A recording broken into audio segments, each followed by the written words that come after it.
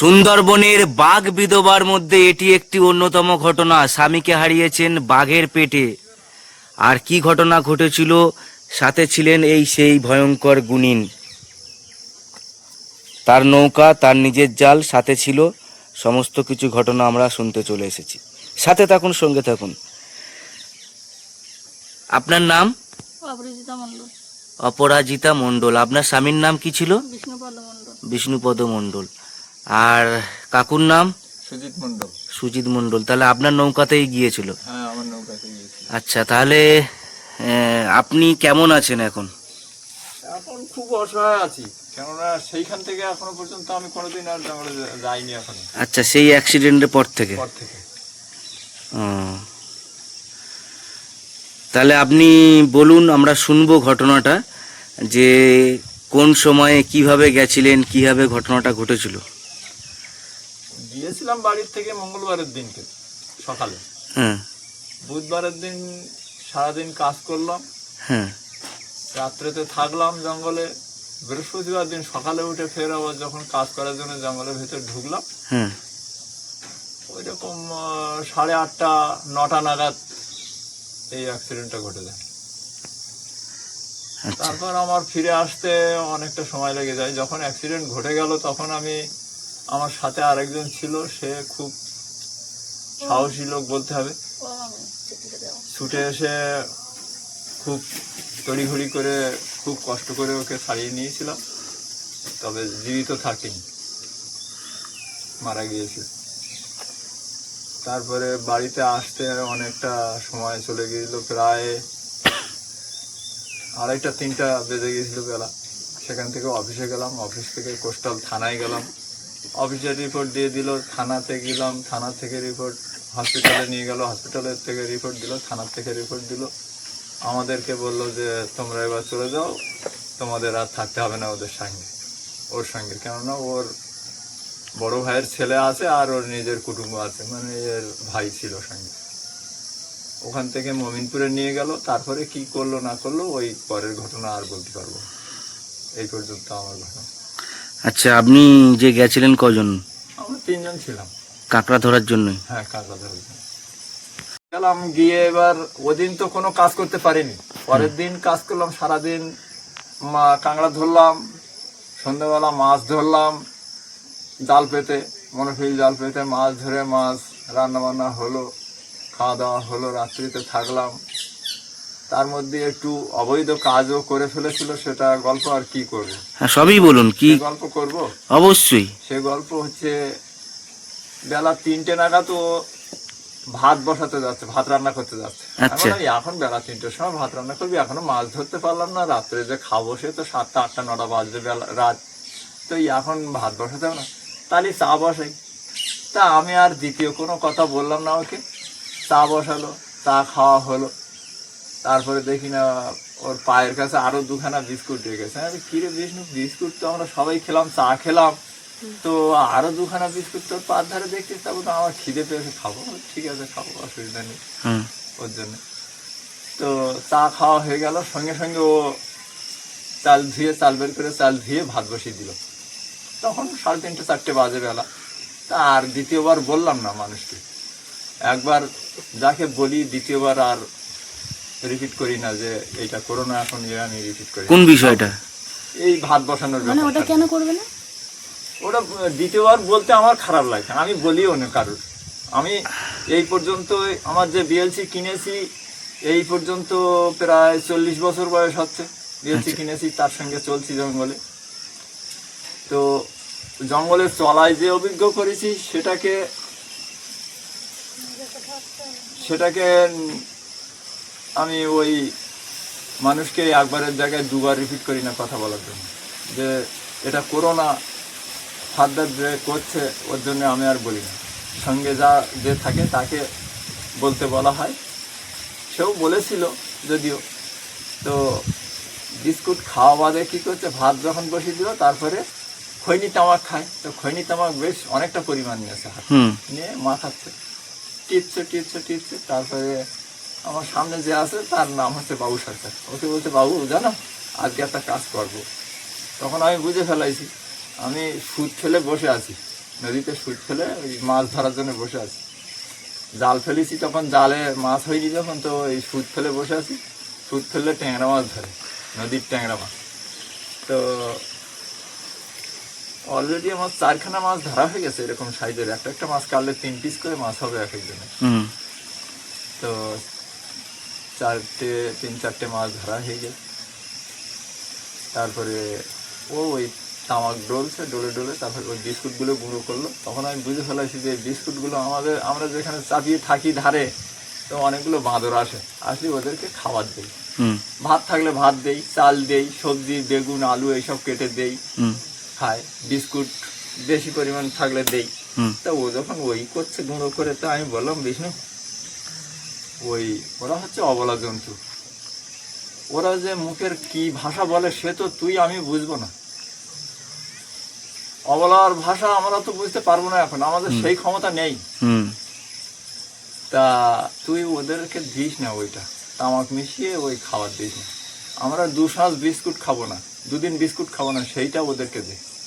ও কিছুতেই আমার কথা শুনলো না, বাবু বারণ করলো, বাবুর কথাও শুনলো না, দিয়ে দিল একটা কাগজে করে দিয়ে দিল। যেই দিল নদীর চরে, আর ওই ওদের সেরা বাঁদর থাকে, বড় বড় বাঁদর থাকে, সঙ্গে একটা করে, হুম।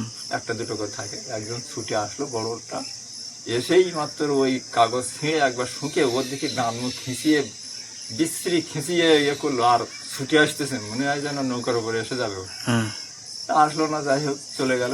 গাছের ডালে উঠে বসে বসে ও ওই শুধু ওর দিকে দাঁত খেঁচাচ্ছে আর মুখ এরকম করছে। আমি তখন ওর বলতে বিষ্ণু বলদিন ও কি বলে গেল, বলতে পারবি ও কি বলে গেল? তা ও মুখ খিস্তি করে বললো আমার আরো বিষ্ণু। আমি তো শোন, ও এই বলে গেল যে তুই যে অন্যায় করলি, এই পাপ করলি, এ পাপ তো মানুষই বিচার করতে পারবে না, ভগবানও করবে না বিচার, এইটাও বলে গেল। আচ্ছা। এই যে তুই এইখানে পাপ করলি, তো এই পাপের শাস্তি তোর এইখানে তো থাক, হুম। এরকমও বলে গেছে। হুম। ও ফাদার আর একবার মুখ খিস্তি করে বললো, বাবু বলতেছে, বিষ্ণুদা তুমি কি বলতেছ? তুমি তো ভাষা বুঝতে পারলে না, আমরা যে 2টো মানুষ বারণ করলাম সেটা শুনলে না। তা আমি হয়তো বহুদিন কাজ করিনি, অল্প কিছুদিন জঙ্গলে কাজ করতেছি, তোমার চেয়ে কম দিন কাজ করতেছি, তবু যেটুকুনি অভিজ্ঞ করলাম সেটা তুমি বুঝতে পারলে না। থাক, বললাম যে তুমি লগি তুলে দাও, আমার সামনে যে আছে তার বললাম তুমি লগি তুলে দাও, আমি গ্রাবি তুলে আমি মাঝখানে চলে যাই, ধারে কাছে না থেকে মাঝখানে চলে গেলাম। রাত্রিতে থাকলাম, খাওয়া দাওয়া হলো, রান্না বান্না হলো, জাল পাতা ছিল, জালটা উঠিয়ে নিলাম, শুয়ে থাকলাম। সকালে উঠে নদীর ধার দিয়ে খাওয়ান ফেললাম, কাঁকড়ার দোন মাছ ধরার জন্য, কাঁকড়া ধরার জন্য হলো না। খালে জল উঠে গেল, 1 খাওয়ান ফেললাম, কাঁকড়া ধরলো না। সেখান থেকে আর একটা খালে গেলাম, সেই খালেই ওই আমাদের অ্যাক্সিডেন্ট ঘটে গেল। অল্প কিছুটা চারা উঠাইছি, 700 চারার আমার দোন তৈরি করা, 100 চারা তুলেছি, আর তুলতে পারি। কাঁকড়ার? হ্যাঁ, 100 চারা তুলেছি। তখন ওই দোনটা কি দিয়ে দিতেন চারাটা? চারাও মাছের চারা, ইল মাছের? ও তোমার ওই সময় বর্ষার সময় তখন বগি মাছের চারা ছাড়া অন্য মাছ হতো না। আচ্ছা আচ্ছা। বগি মাছ কিনতে হতো, কিনে নিয়ে যেতাম। নৌকাতে নিয়ে কি নৌকার উপরে এমন ভাবে ঝাঁপিয়ে আসছে, এই যে কুল গাছটা এতটা উঁচু আছে না, হুম। এর এত উপর দিয়ে আসছে, হেঁতাল গাছের উপর দিয়ে। হুম। এই ধাতে দোন ফেলে এমনি ঘুরে গেছি, এরকম একটা ব্যাঁকে এরকম কর্নারে। হুম। তো ওই ধাতে দোন তুলে যখন এই কর্নারে এসছি, নৌকা আমার পাশা ওইদিকে চলে গেছে, আর মাথা এই ধারে ঘুরিয়ে দিচ্ছে, আর এই উপর দিয়ে আসতেছে হেঁতাল গাছের মাথার ওপর। আমি তখন দাঁড়িয়ে আছি পাশায়, আমি বলছি বাবু মাথা সরাও। ও তখন তরকারি ফুটছিল, তরকারি করা নামিয়ে ওই ভেতরে রাখছিল, আমাদের নৌকায় ছই থাকে, বাসা করা থাকে, ওর ভেতরে রাখতে গেছে। বাবু বলতেছে বিষ্ণু তো তাড়াতাড়ি এসে একটা কাঁকড়া আসছে। ও কড়াটা ছুঁয়ে এমনি যেই ঘুরে ধর অমনি উপর চলাম নৌকার উপর। পরেই মাত্র বললো, বাবু বললো আমার, আমি তো আড়ালে আছি, দেখতে পাচ্ছি না মুখির কাছে। ও বললো, কৃষ্ণসাই যেরকম জাঁতি কলে ইঁদুর পড়লে এরকম চাপ দেয় না, ও এরকম একটা চাপ দেয়, একদম সঙ্গে শেষ নৌকার উপরে। আস্তে আস্তে গড়িয়ে নিচে পড়ে গেল। ওর সঙ্গে সঙ্গে ছুটে আসে একটা বাড়ির চালিয়ে দিল লাঠি বাড়ি, বাঘের গায়ে। শুধু এইটুকুনি জলের উপরে আছে বাঘের, আর কোনো কিছু নেই। বিষ্ণুও জলের তলায়। হুম যখনই মারলো ওই বাঘ একটা কপ করে শব্দ করলো, করে ডুবে গিয়ে এখান থেকে অতটা দূরে গিয়ে উঠলো। হুম বাঘ ডুবে গেল, অতটা দূরে গিয়ে উঠে চলে গেল। তখন দেখলাম ওর মুখে কেউ নেই। ধরে যদি নিয়ে যাবে তা মুখে থাকবে, দেখা গেল কিছুই নেই, পরিষ্কার জায়গা দিয়ে উঠে চলে গেল। তারপরে অনেকক্ষণ খোঁজাখুঁজি করলাম। তারপরে আমি বললাম, বাবু তুমি নৌকা লগিটা উঠাও। ওর সঙ্গে লগি মেরে দিয়েছে। আমি লগি উঠাও দেখি। উঠিয়ে একটুখানি এগিয়ে এসে আমি বুটেতে এরকম যেই দিয়েছি, দেখি রক্তের হালখানি জলের তলার থেকে উঠছে। সঙ্গে সঙ্গে বুটে মেরে দিলাম, আর ও লগি মেরে দিল। বললাম যে ওইখানে নামছে, এইখানে ও আছে পিছনে। তখন ও বলতেছে পিছনে, তুমি নামো। আমি বলি, না আমি নামলে হবে না, আমি তোমার হাত ধরে রাখো, তুমি নামো। এইটুকুনি জল, গলা সমান জল। ওর নেবেই মাত্র ধরে আমার হাতে ধরে দিয়েছে। আমি ধরে রাখেছি, ওর টেনে ওপরে তুলে নিই না, ধরো এবার দুজন ধরে তুলে নিই। দুজন ধরে উঠিয়ে নিয়ে নৌকার ওপরে দিয়ে কাঁথা চাপা দে নিয়ে এইবার বেরোবো কোন পথ দিয়ে। দুজনের মনে তখন ভয় এসে গেছে, কিভাবে বেরোবো। তখন আমি বলছি, এক কাজ করো, তুমি গলিতে পাশা করে বসো, আমি পাশায় গলি করে চলে যাই। না তুমি পাশায় বসো, আমি গলি হয়ে চলে যাবো। তো ভালো, সাহসে পারো যদি তাহলে ভালো। আমি সেইভাবে চালিয়ে দিলাম, বেরিয়ে আসলাম। বড় জায়গায় যখন এরকম একটা খাল মতো বড় জায়গায় আইছি, ওই পারেতে পারি, ওই পারে যাচ্ছে সেই বাঘ।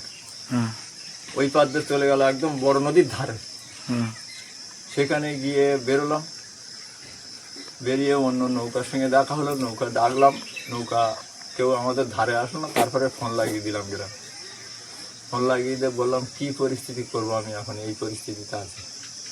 তারা বললো, চলে আসো খটির ধারে, খটি ঘরে ওপারে আডলুতে খটি আছে, ওখানে চলে আসলাম। ওখান থেকে ওরা বললো, তুমি ঘাটে চলে যাও, ওখানে লোক আছে, গ্রামের লোক আছে, পঞ্চায়েত আছে, ওরা তোমার যাওয়ার জন্য সহযোগিতা করবে। আসলাম, কেউ আমাকে সহযোগিতা করলো না। পঞ্চায়েত বলো, প্রধান বলো, কেউ আমাকে সহযোগিতা করেনি। অন্য একজনকে নিয়ে অফিসে গেলাম।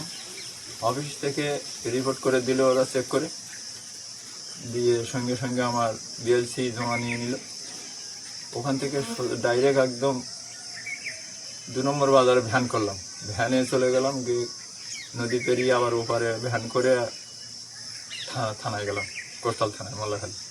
গিয়ে ওখানে ওরা সঙ্গে সঙ্গে মেডিকেলে নিয়ে গেল। মোল্লাখালীতে মেডিকেলের থেকে রিপোর্ট করে নিয়ে থানায় নিয়ে গেল। থানার থেকে রিপোর্ট করে দিয়ে কোনো আমাদের ব্যাগ রিপোর্ট পাইনি আপাতত।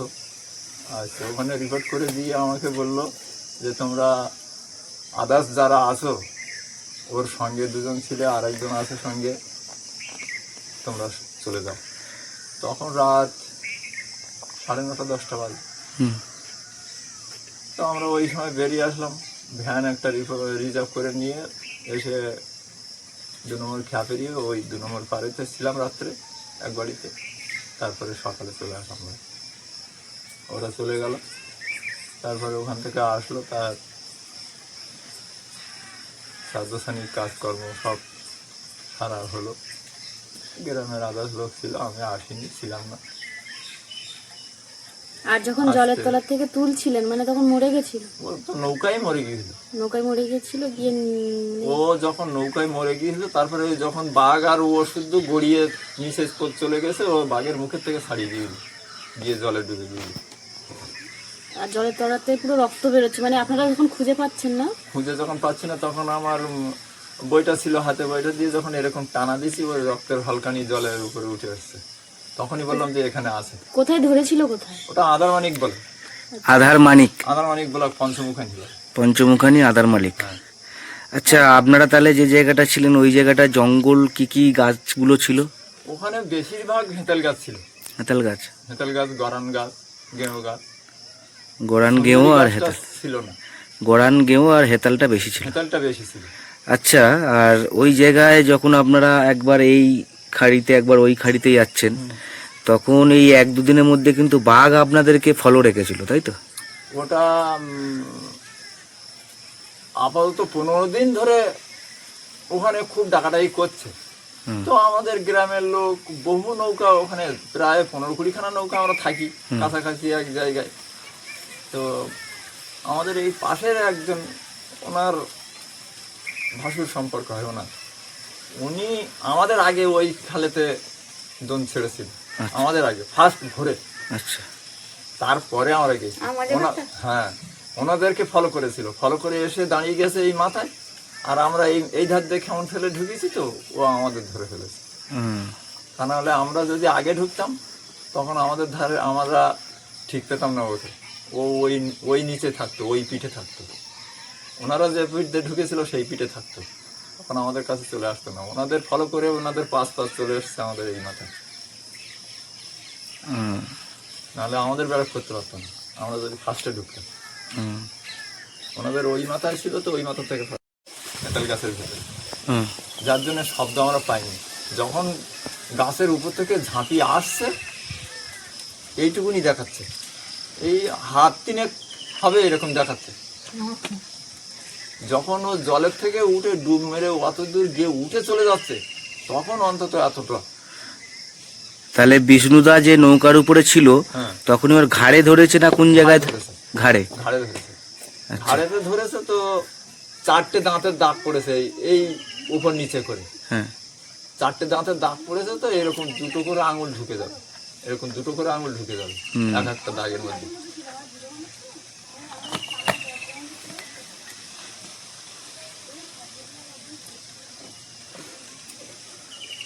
তাহলে বাঘের দাঁত এত ভয়ঙ্কর।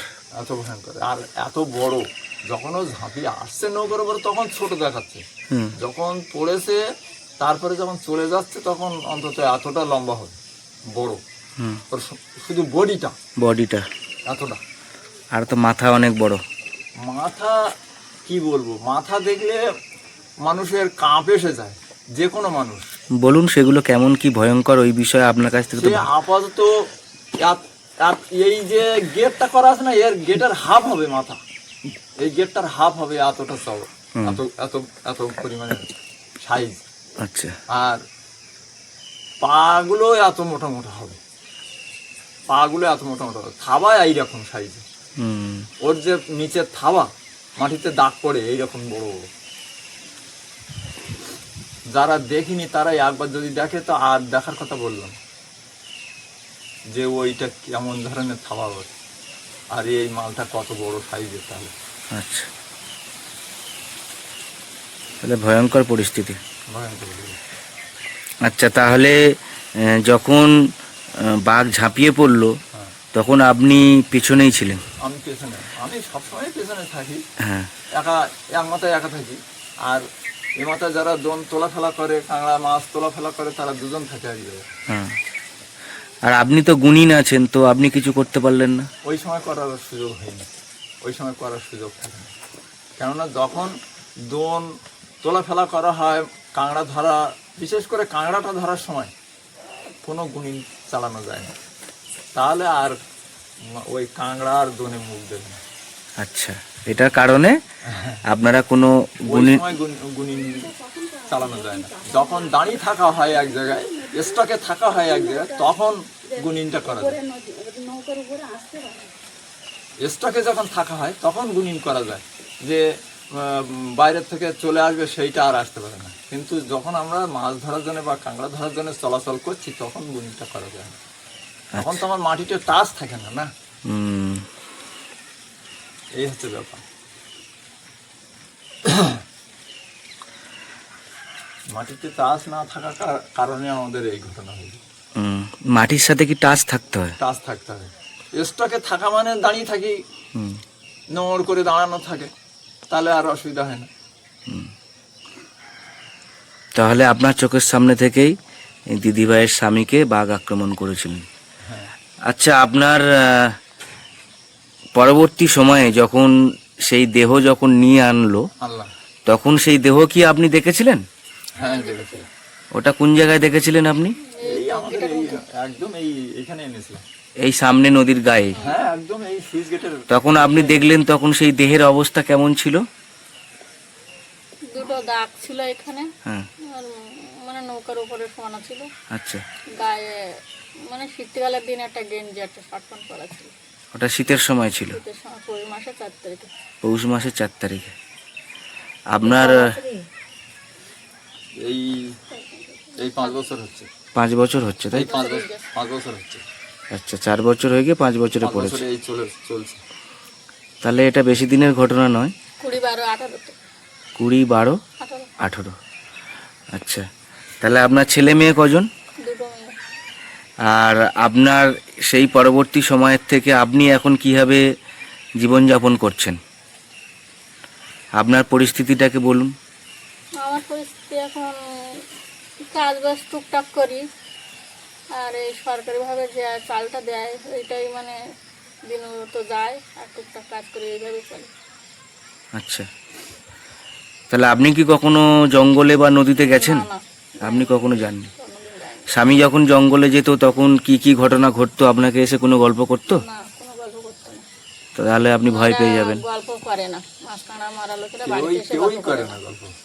বাইরে যে ঘটনা ঘটে, নদীতে যারা যায়, জঙ্গলে যারা যায়, বাড়িতে এসে ঘরে এসে স্ত্রীর কাছে বা ছেলে মেয়ের কাছে কোনোদিনই গল্প করে না, কেউই করে না। তাহলে তারা ভয় পেয়ে যাবে, যেতে ভয় দেবে পেয়ে না। যাবে, যেতে দেবে না।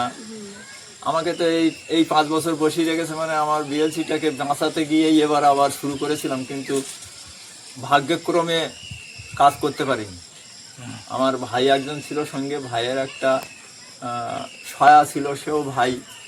সে ওই 1 মাস কোনো রকমে 1 মাস কাজ করেছি। ওরা অফিস থেকে পারমিট ছাড়ার পরে 1 মাস কাজ করেছি, তারপরে আর ওরা চলে গেছে, আমি সেখান থেকে আর করিনি, বসে আছি। হুম। গুণিন ওই বিভিন্ন ভাষায় মানুষ কথা বলে, তো বলে যে কর দেয়া আসে, কর দেওয়া আসে, কর দেওয়া বাউলে। ওর সঙ্গে যারা নিজের ভাইকে দিয়ে এসছে তারা এখনো 2জন স্বামী স্ত্রী কাজ করছে, যারা নিজের বাবাকে দিয়ে এসেছে তারা এখন 2জন স্বামী স্ত্রী কাজ করছে। বড় বড় রিপোর্ট আছে এগুলো সব। আচ্ছা, আপনার বাপের বাড়ি? আমার বাপের বাড়ি 5টা 6টা বাড়ি পেয়েছে। আচ্ছা, আমার ঠাকুরদা, আমার কাকি কাকিমা, আমার ঠাকুরদা 3টে 4টে, আমার কাকিমা 8টা, তারপরে আমার নিজের ঠাকুরদা সব জঙ্গলে পড়েছে। হ্যাঁ, এরকম বাঘে কিছু ধরে। কথোপকথন আছে, এরকম হ্যাঁ। কিছু বিষয় তুলে ধরে যে যে গুণিন হয় সে নাকি জঙ্গলে কর দেয়। কখনোই না, কখনোই না, কখনোই কর দিয়ে আসে না। এগুলো সব অন্ধবিশ্বাস আছে নাকি? কুসংস্কার। কুসংস্কার আছে। আমার এটা কেউ সঙ্গে বিশ্বাস করে? আপাতত 15 বছর ধরে একটানা কাজ করেছে 2টো ছেলে, হ্যাঁ। তারা এখনো আছে। তারা এই আমার এই অ্যাক্সিডেন্ট ঘটার আগের থেকে, আমার সঙ্গে থেকে ছেড়ে দিয়েছে। তার ছেলে মেয়েরা বাদী, জামাই মেয়েরা বাদী, যেতে দিচ্ছে না বলে তারা 2টো ছেলে বাদ দিয়েছে। 15 বছর একটানা চলেছি, তা কোনোদিন বলতে পারবো না। তাদের কাছে ভালো আরও রিপোর্ট আছে জঙ্গল সম্পর্কে, হুম। বাঘ কিভাবে চলে, সাপ কিভাবে চলে, জলের কুমির কিভাবে চলে, সব আমার কথায় কুমির, আমার কথায় পাড়ে উঠে বসে আছে, আমার কথায় নেমে নিচে গেছে। বাঘ কিভাবে শুয়ে আছে দেখিয়ে তারা বলছে তুমি বলো যে ও মাথা উঁচু করুক, আমি দেখি, আমরা দেখি। আমি বললাম সেই মাথা উঁচু করলো, আমি বললাম সেই উঠে দাঁড়ালো, আমি বললাম সেই ভেতরে চলে গেল জঙ্গলের ভেতরে। সাপ এই গাছের থেকে ওই গাছে ঝুলে আছে, এইরকম বড় সাপ, হুম।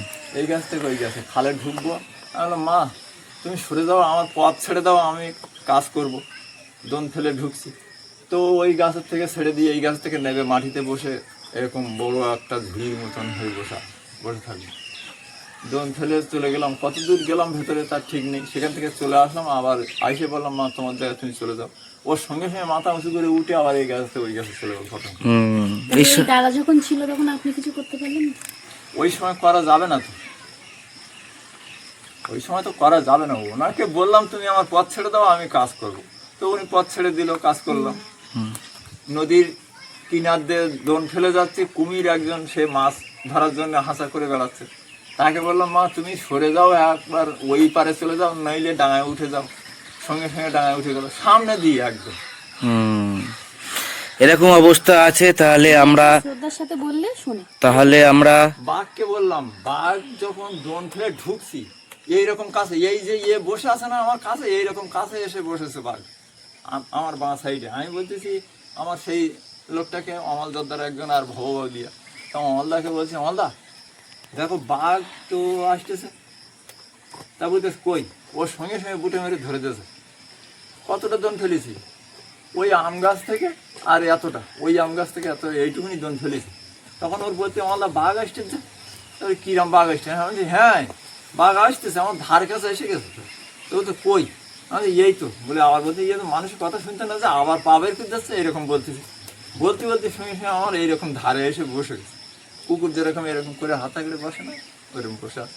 আমাদের তাকিয়ে, আমি ওর দিকে তাকিয়ে আছি, সঙ্গে সঙ্গে বোটেটা মাটিতে মেরে দিয়েছি, দিয়ে দাঁড়িয়ে দিয়েছি। তারপরে মিনিট 2 পরে আমি বলতেছি আমার তুমি বুটে তুলে দাও তুমি দেখি। তা বলতেছি কেন বুটে তুললে কী হবে, আমি বুটে তুলে দাও, নৌকাটা স্রোতের ভেতর দিয়ে চলে যাবো, ওর মুখের ধার থেকে সরে যাই। তার সরে গেলাম, এখান থেকে ওই গেটের মুখটুকু এইটুকু নিয়ে গেলাম, এইখান থেকে গিয়ে আবার ওই বাঘের দিকে ফিরে বসেছি। বসে আমাদের বলতে কী করতে, আমাদের এই দাঁড়াও না দেখি কী করে। খালটা বেশি চওড়া না, এই গেটের থেকে আর একটুখানি চওড়া হবে খালটা। ঢুকে গেলাম, ঢুকে গিয়ে ওই জায়গায় বসে আছি। ও 2 মিনিট পরে ওই খাল ঝাঁপ দে আর এক পারে উঠে গেল, চলে গেল। গিয়ে ছুটছে তো বন ছিঁড়ে শব্দ হচ্ছে, এত জোরে ছুটছে। তো চলে যাক, আমলদার বললাম আমলদার এই খালটা আজকে দন পাবো না, কেন তুই ভয় পাচ্ছিস? আমি না আমলদার শোনো একটা জিনিস, এখানে একটা জিনিস মানুষ বলে যে আগুন জ্বলছে সেখানে তো হাত ঢুকিয়ে দেওয়া যাবে না দেখে। তা মনে করো এটা সেই জিনিস, আগুন জ্বলছে তাই এর ভেতরে হাত ঢুকিয়ে দেবো, যাবো না। তাহলে আপনার ঘটনাটা শুধু বিষ্ণুপদই আপনার লাইফে একজনই অ্যাক্সিডেন্ট হয়েছে। 40 বছর বয়স, 40 বছর জঙ্গলের যে বয়স, জঙ্গল করা বয়স, সেটার ভেতরে। আচ্ছা, তাহলে আপনি কিছু বলতে চান আপনার এই যে জঙ্গলে আপনার স্বামী যে এই আক্রমণ হয়েছে, আপনি যে শকার্ত হৃদয় নিয়ে এবং আপনার পরিস্থিতি, আপনার প্রয়োজনীয়তা, আপনার অবস্থা, সেই বিষয়ে কিছু বলুন। অসহায় আছি, 2 মেয়ে, মানে বিয়ে হয়ে গেছে, এবারে আর্থিক অবস্থাও তো ভালো নেই। এই সরকারের যে অনুদানটা আর এই টুকটাক কাজ করি, আর এমনিতে আমি অসুস্থ আছি, শারীরিকভাবে অসুস্থ, কাজ বাজ করতেও পারি না। আচ্ছা, প্রতিদিন কি ঔষধের প্রয়োজন হয়? হ্যাঁ, ঔষধ তো প্রতিদিনই প্রয়োজন, ঔষধ কিনে নিতে হয়। হ্যাঁ কিনে নিতে হয়।